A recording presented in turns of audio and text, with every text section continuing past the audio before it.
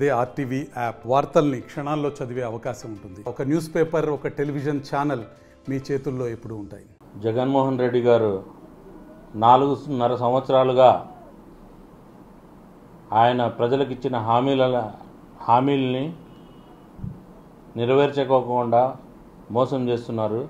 ఈ రోజుకి కూడా నిరుద్యోగులకి మోసం చేస్తున్నారు. ఏ విధంగా అంటే గతంలో ప్రతిపక్ష నాయకుడిగా ఉన్నప్పుడు ప్రజల్లోకి వెళ్ళి డిఎస్సి పోస్టులు 23,000 పోస్టులు ఉన్నాయి, నేను రాగానే ఫిలప్ చేస్తాను అని చెప్పి ఊరూరా తిరిగి ఓట్లు వేసుకున్న జగన్మోహన్ రెడ్డి గారు మొన్న 2022లో 18,000 పోస్టులు ఉన్నాయి అని చెప్పారు.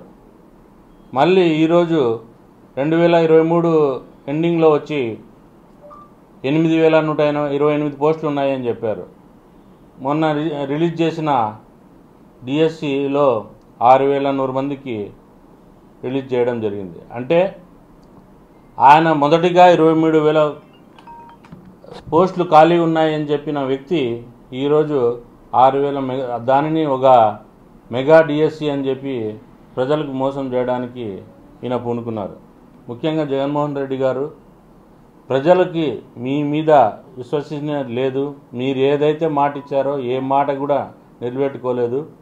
అందున ఈరోజు 60 రోజులు ఎలక్షన్ల ముందర వచ్చి నేను డిఎస్సి రిలీజ్ చేస్తున్నాను, మీకు ఒక కానుక ఇస్తున్నానని చెప్తే నమ్మడానికి ఏమైనా ప్రజలు ఏమన్నా చెవుల్లో పూలు పెట్టుకున్నారా? ఏంది మాట్లాడుతున్నారండి? ఆయన మినిస్టర్ గారు ఉన్నారు, ఆయన ఏం మాట్లాడతారో తెలీదు. అది ఎవరికి అర్థం కాని భాష ఉంటుంది.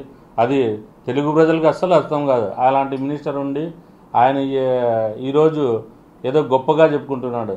ఇంకటికైనా జగన్మోహన్ రెడ్డి గారు, మీరు గతంలో ఒకటి చెప్పారు, మేము వస్తే పోలవరం పూర్తి చేస్తామని చెప్పారు. పోలవరం ఇప్పటికీ పూర్తి కాలేదు. 3 రాజధానులు అన్నారు. ఆంధ్రప్రదేశ్కి రాజధాని అనేదే లేదు ఇప్పటికీ. అలాగే ముస్లింలకి ఇస్లామిక్ బ్యాంక్ అన్నారు. ఇస్లామిక్ బ్యాంక్ ఎక్కడుందో ఇప్పటికీ తెలియదు. జగన్మోహన్ రెడ్డి గారు ఎక్కడైనా ఓపెన్ చేస్తుంటే జగన్మోహన్ రెడ్డి గారు చూపిస్తే ముస్లింలంతా ఈరోజు ఇది చేస్తారు.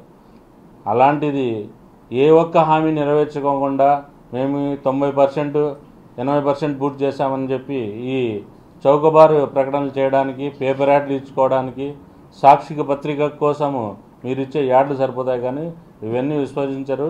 ఖచ్చితంగా ఇప్పుడు జరగబోయే ఎలక్షన్లో ముఖ్యమంత్రి చంద్రబాబు నాయుడు అయితేనే ఆంధ్రప్రదేశ్కి బాగుపడుతుంది.